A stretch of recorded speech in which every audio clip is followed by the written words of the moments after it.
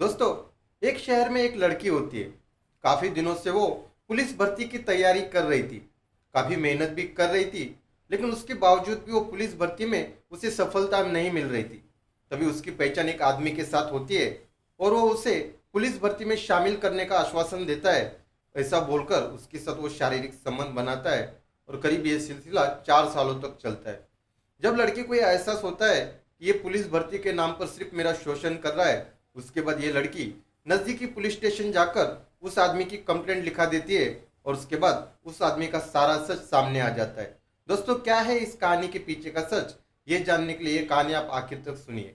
दोस्तों, अगर आपने अब तक हमारे यूट्यूब चैनल भाव की बात को सब्सक्राइब नहीं किया तो प्लीज़ चैनल को सब्सक्राइब कर लीजिए, क्योंकि आपके सब्सक्राइब करने से और वीडियो को लाइक करने से हमें काफ़ी खुशी होती है और हमारा काफ़ी हौसला बढ़ जाता है।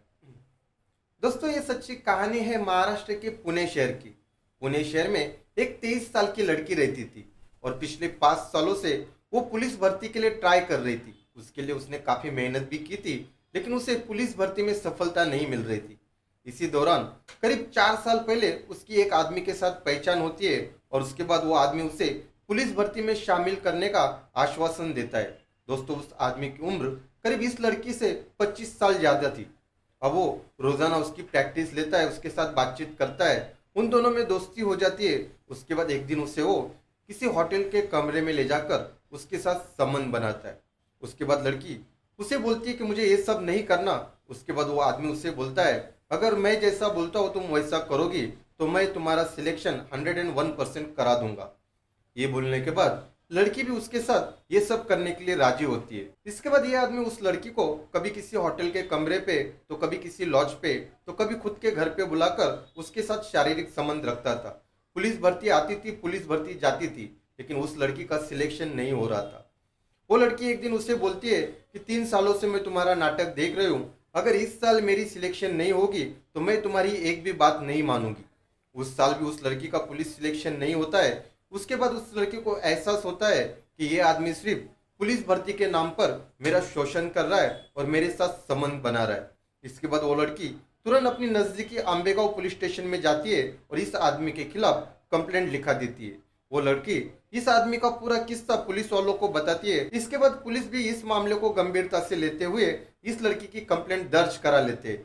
इसके बाद पुलिस जब छानबीन करती है तो पुलिस को पता चलता है कि ये आदमी किसी सैनिक कल्याण संस्था का क्लर्क था और ये ऐसी कई लड़कियों को पुलिस भर्ती कराने के नाम पर उनके साथ शारीरिक संबंध बनाता था और जब लड़कियों को इसका सच पता चलता था तो वहां से भाग जाता था। इसके कुछ ही दिनों के बाद दोस्तों पुलिस उस आदमी का पता लगा लेती है और उसे गिरफ्तार कर लिया जाता है।